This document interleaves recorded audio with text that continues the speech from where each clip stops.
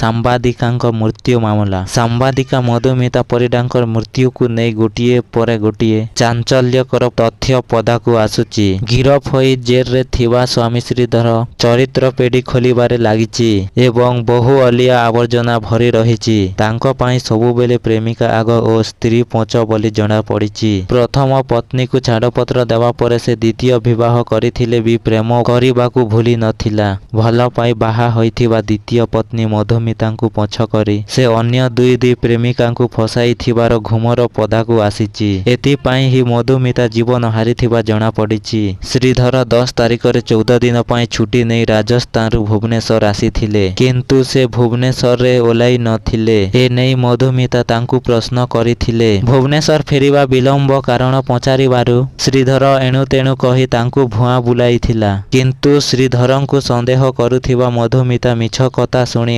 ଅଟକି ନଥିଲେ। ସତ କ'ଣ ଜାଣିବା ପାଇଁ ମଧୁମିତା ଲାଗି ପଡ଼ିଥିଲେ। ଶ୍ରୀଧରର ବ୍ୟାଗ୍ ଚେକ୍ କଲାବେଳେ ତାଙ୍କୁ ଟ୍ରେନ୍ ଟିକେଟ୍ ମିଳିଥିଲା। ଏହା ଜାଣିବା ପରେ ମଧୁମିତା ସ୍ୱାମୀଙ୍କର ମୋବାଇଲ ଫୋନ୍ ଯାଞ୍ଚ କରିଥିଲେ। ଏଥିରୁ ଜାଣିପାରିଲେ ଯେ ଶ୍ରୀଧର 2 ଦିନ କାଳ ଜଣେ ଯୁବତୀଙ୍କ ସହ କଟାଇଛନ୍ତି। କେବଳ ସେତିକି ନୁହେଁ, ଶ୍ରୀଧର ଅନ୍ୟ ଜଣେ ଯୁବତୀଙ୍କ ସହ ସମ୍ପର୍କରେ ଥିବା ଏକ ଚାଟ୍ରୁ ଜଣାପଡ଼ିଥିଲା ସେ ମଧୁମିତାଙ୍କର ବାନ୍ଧବୀ ଥିଲା। ପୂର୍ବରୁ ମଧୁମିତା ଏହାକୁ ନେଇ ସନ୍ଦେହ କରିଥିଲେ, କିନ୍ତୁ ମୋବାଇଲ ଚାଟିଂ ସେହି ସନ୍ଦେହକୁ ସତ ବୋଲି ପ୍ରମାଣିତ କରିଥିଲା। ଆଉ ସମ୍ଭାଳି ପାରିନଥିଲେ ମଧୁମିତା। ମଧୁମିତା ଫୋନ୍ କରି ମାଙ୍କୁ ସବୁ କଥା ଜଣାଇଥିଲେ।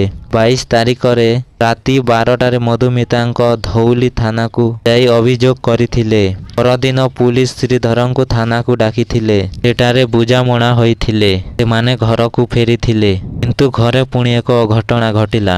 କୌଣସି କାରଣରୁ ମଧୁମିତା ପୁଣି ଶ୍ରୀଧରଙ୍କ ବ୍ୟାଗକୁ ଦେଖିଥିଲେ। ବ୍ୟାଗରୁ ଯାହା ପାଇଲେ ତାହା ତାଙ୍କ ମୁଣ୍ଡରେ ବଜ୍ରପାତ କଲା। ଶ୍ରୀଧର ତାଙ୍କୁ ଛାଡ଼ପତ୍ର ଦେବା ପାଇଁ କାଗଜପତ୍ର ପ୍ରସ୍ତୁତ କରିସାରିଥିଲେ। ଏହାପରେ ପୁଣି ଭୟଙ୍କ ମଧ୍ୟରେ ଭୀଷଣ ଝଗଡ଼ା ହୋଇଥିଲା। ଏହାକୁ ନେଇ ସେ ମାନସିକ ଭାରସାମ୍ୟ ହରାଇଥିଲେ ଏବଂ ଶେଷରେ ଆତ୍ମହତ୍ୟା କରିବାକୁ ନିଷ୍ପତ୍ତି ନେଇଯାଇଥିଲେ।